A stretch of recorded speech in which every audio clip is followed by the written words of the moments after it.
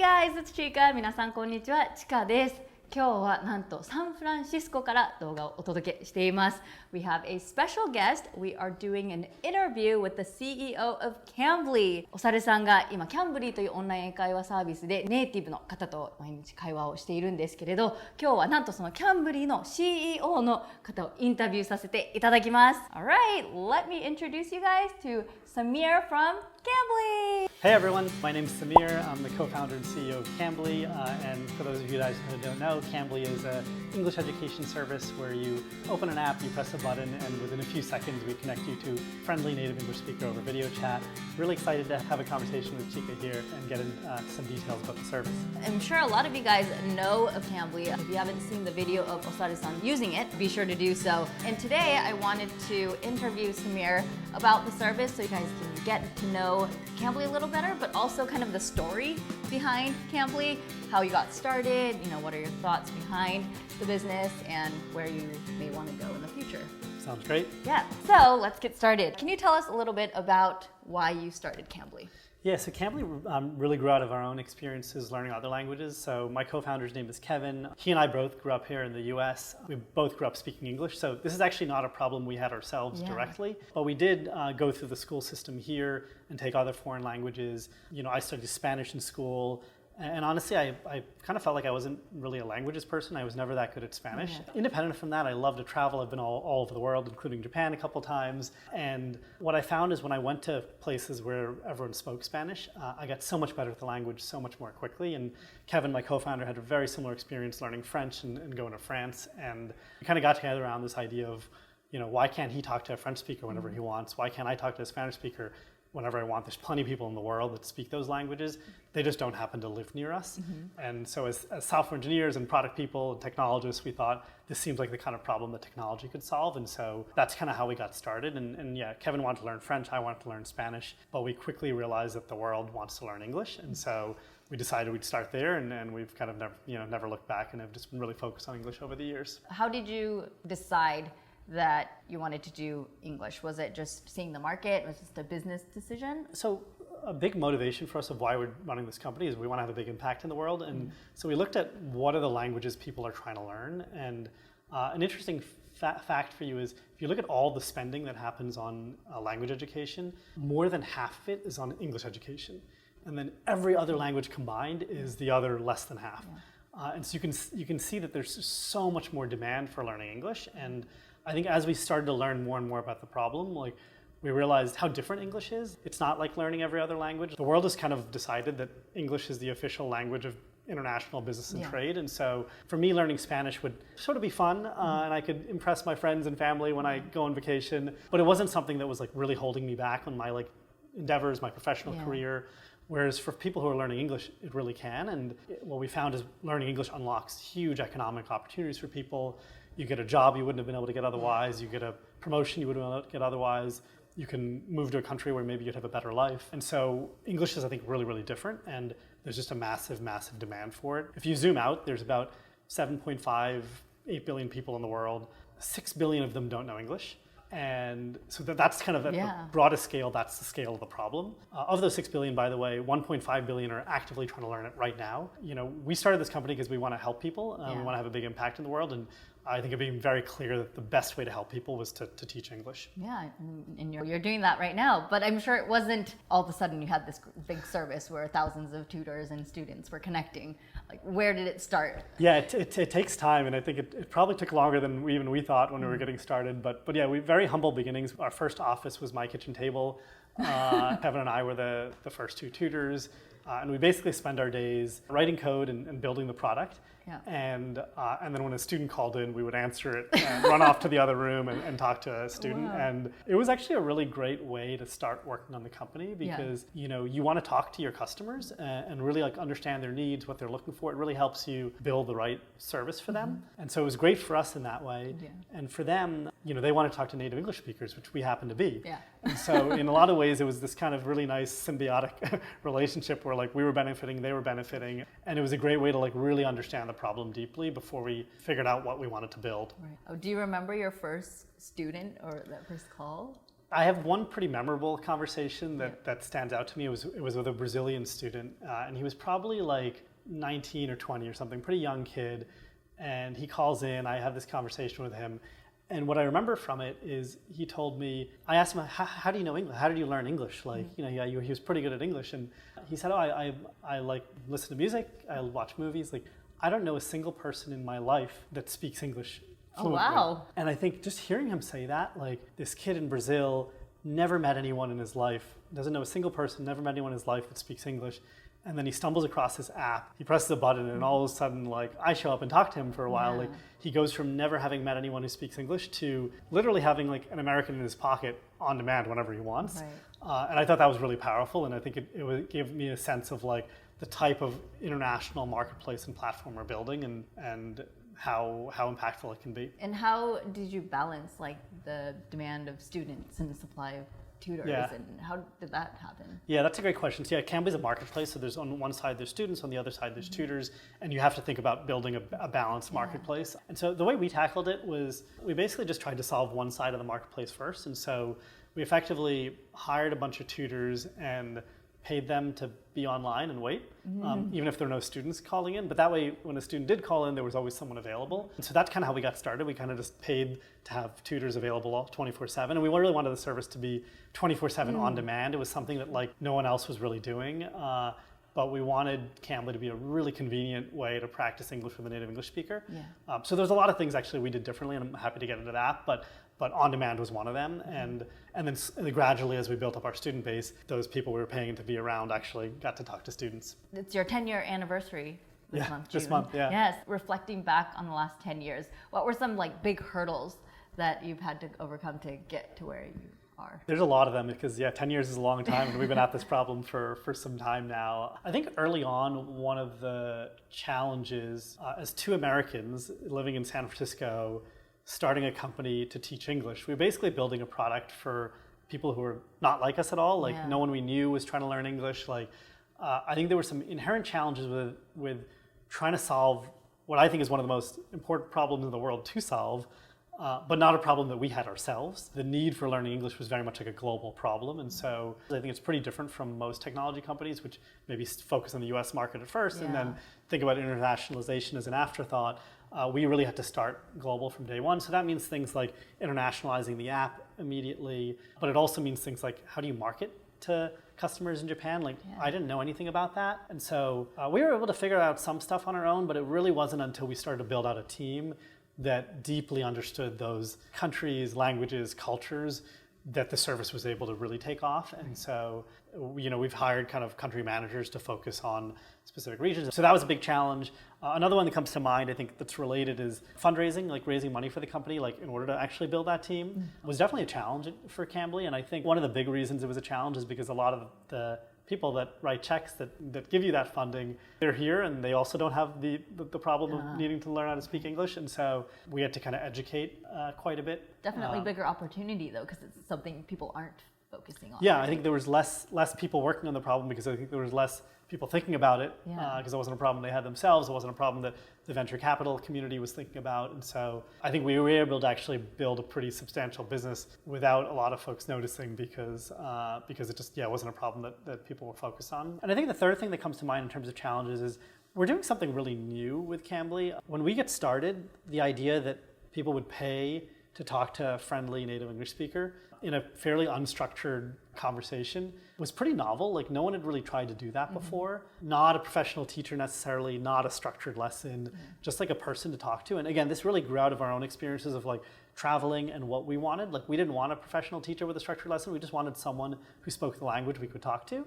And we suspected that the same was true for people learning English. I think now we've really seen the demand for that. But that was a novel idea that I think people were skeptical about. And that means when you're raising money, people are like, oh, do people really want this? But it also means when you're taking a product to market, if everyone's used to being in a classroom environment with 20 students and one teacher and having sort of more of a lecture format, the idea of being like, no, we're going to have you do one-on-one conversations and it's going to be unstructured, you can talk about whatever you want. We had to kind of educate the market that this was something that was important. And I think it was a hole in the language learning process. You study from books, you sit in classroom environments, but none of those settings allow you to actually practice speaking and sort of interacting in real time. Because if there's one teacher and 20 students, you just don't get as much speaking time. Right. And so what I think this is really a big hole in the language learning process that Cambly has solved. Yeah. But yeah, we had to sort of educate the market on that as well. My husband has been using Cambly, and it's been interesting because he's been talking to native English speakers all over the world. Someone from Thailand, from Seattle, but lives in Thailand now. Another guy from the States who lives in Italy now. So it's kind of become a platform for people to be able to work and do what they love at the same time. The platform, I think, creates a lot of opportunities on both sides of the marketplace. On the tutor side, it's a really flexible job. You can work whatever hours you want, whenever you want. You can live anywhere, and you just need a computer and a good internet connection. And so it's allowed people to have live really flexible lifestyles and move to places like Thailand where they can kind of live a really nice life and support themselves with the pay they make on Cambly. And so I think it's super cool on the tutor side. I think you also as a tutor get to meet really interesting students from all over the world. Right. And so for me, kind of in those early days when I was tutoring, I loved being a tutor in Cambly for the same reason I love to travel. Like you get to meet interesting people from all over the world. Yeah. You get to talk to them and learn about their lives. I think it really helps to build more of a global perspective. And so a lot of our tutors, I mean, they do it because they get paid, but they also do it because they just love it and find it really fun and rewarding. You can tell when you talk to them that they're interested in what they're doing and they're happy to talk to the students. Mm-hmm. And my husband had a lot more fun than he thought. Yeah. So Kevin, co-founder Kevin, we talked to him for a little bit, and I was talking to him. And before, whenever my husband is with me traveling, and I would be talking to a native English speaker, we speak quite fast, right? So my husband's kind of there trying to grasp the conversation at first, but then he kind of gives up, and he's just like, okay, I'm not even gonna try. But today he started to have a conversation with Kevin, and he kind of talked about what his experience has been with Cambly. And I don't think that he would have been able to have that conversation if he hadn't had those sessions on Cambly. So I saw it with my own eyes, the difference. And he didn't even look nervous, even though he said he was. But no, that's amazing. I think when we hear stories like that a lot, yeah. If you have the one meeting a week where you have to speak English, that's not really the meeting where you want to be practicing and fleshing out the details of your English. It'd be great if you could practice outside of that and then be a bit more on point for that meeting. When you're traveling somewhere to an English-speaking country, it's great if you can kind of warm up and get used to speaking English before you get there, and so you can have those conversations where you're a bit more confident, like your husband did. Yeah. You mentioned that with the tutors, you select people that are friendly and kind of easy to talk to. What is kind of the selection process for tutors? Yeah. So we have a lot of people that apply. It's as I mentioned, it's a fun and I think quite rewarding job. So a lot of people are interested in it, and then we're actually pretty selective. We take a relatively small percentage of the people that apply to be tutors. Really? Okay. We've learned, I think, over the years what kind of traits of people do really well as tutors on Cambly. And I think patience is a big one that wasn't totally obvious, but I think in hindsight is that, we want people that are going to take their time and be really patient with students. And so I think another one that's interesting is we try to get people with a really diverse set of backgrounds, because we want a diverse community of tutors. A lot of people in Cambly use it specifically for their profession, and so it's really valuable if you can talk to someone who has the same or a similar profession in English, because now you're not just talking in everyday English to, ordering at a restaurant or saying, hi, hello, how are you? But you can actually zoom in on the language you need in the workplace. And so if you're a business person, you can find a Cambly tutor who has an MBA or has a business background, and then talk to them about the language that they use every day. And zoom in on kind of that right terminology.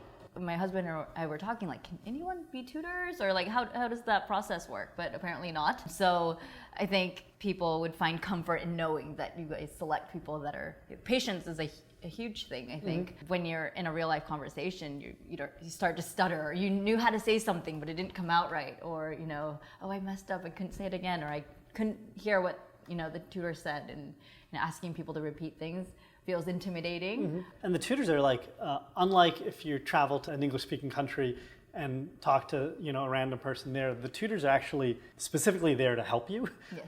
And so they're there, they don't expect you to have perfect English. You're supposed to make mistakes, yes. and that's what they're there to help you with. And so, I really encourage you to try it out. And even if the first session is a little uncomfortable, try it again and again a couple more times. And I think you'll be surprised at I think how quickly you can kind of get comfortable in that setting. And what's amazing about Cambly is when you get comfortable in Cambly, it translates really, really well to speaking English in real life. I would imagine a lot of Japanese English learners are like, what should I talk about? Or like, one-on-one, like how do I start that conversation? That's absolutely true, actually. And I think because we're such a global business, we actually get to see some of the cultural differences between different countries. And so I think in some countries, the idea of talking to a random stranger over video chat about whatever you want, they were like, that sounds great, let's dive in. I think Japan, being I think a slightly more kind of reserved society and kind of as you described, that was like a bit different. And so we've actually built out a lot of features, I think, to now make it a little less intimidating. And so we do have actually some structured content, some curriculum. If you're a total beginner, if you prefer to have a bit more of a structured conversation, you can do that. We also have a translation tool, and so you can message back and forth and translate things. And so we've built a bunch of ways to make the experience a little less intimidating, and we're building a lot more as well. Since we're talking about cultural differences, are there any other interesting differences that you've found between English learners around the world that you've had to adjust for like that? Yeah, I mean, there's a lot of stuff, and I think there's like kind of country level cultural differences, but then every student is also different in here for different reasons as well. Age is one where we see actually some variation. Like in some of our markets, we skew a bit younger. We have some like Japanese students that are in their like 60s, 70s, hearing them talk about like why they're using Cambly and why they're learning English at this point in their life is super inspiring. And so I think Japan, tends to skew a little bit on the older side. And actually, speaking of age, we also have a kids product that we introduced a few years ago that has been like a huge hit and really, really popular. And actually, it's our fastest growing business line. And so, what triggered that business? Again, kind of coming back to like why we're working in this company, it's all about impact. I think what I found really exciting and inspiring about building a kids product is if you catch someone earlier in their life, not only do they learn the language better, but they have their entire life to benefit from it. That was a big part of the motivation. And our mission as a company is to bring high quality English education to every English learner in the world. And so we have pretty broad ambitions and we want to help every English learner in like every corner of the globe. And so that involves kind of spanning ages, demographics, income levels. We want to kind of reach everyone, and that's kind of what we aspire to do as a company. My daughter's just turned 4, and I've been trying to raise her bilingual, Japanese and English, and it's amazing how fast she picks it up. Here's my husband who's been, studying quite hard, and he's just like, okay, I spend hours studying, and what is this? She can just like pick it up. That's amazing. Yeah, and so I kind of see the importance of starting early. Just makes it easier. I think the other thing is when you're little, you can kind of have fun and learn rather than starting with studying grammar or spelling or reading. It's just like fun, like dancing and singing. And so English is like a fun thing for her. It's not really a language that I have to learn or study. It's just, it sounds fun. I think I like it. Yeah, I think that's a great insight, and it actually ties really well back to Cambly. Like I have a 2.5-year-old who's in like a Spanish immersion class, and so I told you I struggled with Spanish in school and was never very good at it. Give him like a year and he'll probably be way better at Spanish than I am, I'm sure. I think we actually have a lot we could learn from our kids learning languages and how they learn languages. Like you said, they make it fun. They never hesitate to just try something out, and they're always practicing, and they get stuff wrong. Repeat. They get stuff wrong all the time, and that's totally fine. They just move on. Like they don't worry about that. And then you look at them and they learn languages really, really fast. I think there's a lot they do naturally that's really hard for us as adults, but watching them and seeing how effectively they learn languages, I think there's a lot we can learn from them. What are your youngest students with Cambly Kids? Like how old are they? Yeah, I think that the program starts at about 5 years old. Okay. So yeah, we've got 5 to 12. How is online learning for kids that age? It's a different product, and I'd encourage you guys to check it out. Unlike the adult product, which started out totally free form, no real structure, that doesn't work quite as well for kids. They kind of need a bit more of a structure. They need it to be a bit more visual. And so we have basically specialized tutors that are really good at working with kids. And then we have specialized curriculum that is engaging and fun and colorful and keeps the kids' attention, because you need to do something differently if you're going to have an online class with a 5-year-old. And so we try to make it as engaging and as fun as we can. Today I wanted to talk to you to get people to kind of understand Cambly so that they can maybe take that first step in trying it for the first time. What is a trait that you've seen with your users, the ones that have really succeeded or the ones that are really benefiting a lot from using Cambly? What are they doing differently? Is there something you've seen? Yeah, I always advise people to dive into it well before you're comfortable. Speaking a foreign language is inherently hard, and at some point in your learning journey, you just got to dive in and do it. I would encourage our Japanese students to try to dive in sooner than you feel comfortable. Because that's the way you're really going to learn. I actually have noticed this learning anything for me. I'm big into I like education a lot, which is big part of why we started this company. But I've noticed whenever I'm on the edge of my learning and I'm learning something new, there's a little bit of discomfort in it. But I would encourage you to sort of embrace that discomfort, because I think that discomfort is the feeling of learning something new. And we would love for you to have that a little bit of discomfort with speaking to a native speaker on Cambly. Get that out of your system, and then when you're in the real world and you actually kind of use English, now you feel a lot more comfortable and confident. I think the main message I would say is, even if it feels a little intimidating, even if it feels a little uncomfortable, just dive in, try it, and then keep at it, and you will get better, and you'll get much more comfortable, and it'll get easier, and before you know it, you'll be speaking English a lot more confidently. So I would encourage people to try it out. All right, thank you, Samir. Thank you. I can't believe I'm interviewing you here in San Francisco at your office. Yeah, I've known about you for many, many years, so it's a huge treat to have you here in our headquarters in San Francisco. Thank you so much. All right, guys, I hope you enjoyed that interview. If you did, give us a big like. Hopefully, you guys will give Cambly a shot and study with Osaru-san. He's trying and he's improving. I see it right before my eyes. So just do it and just try it. And we'll see you guys again soon. Bye, everyone. Bye.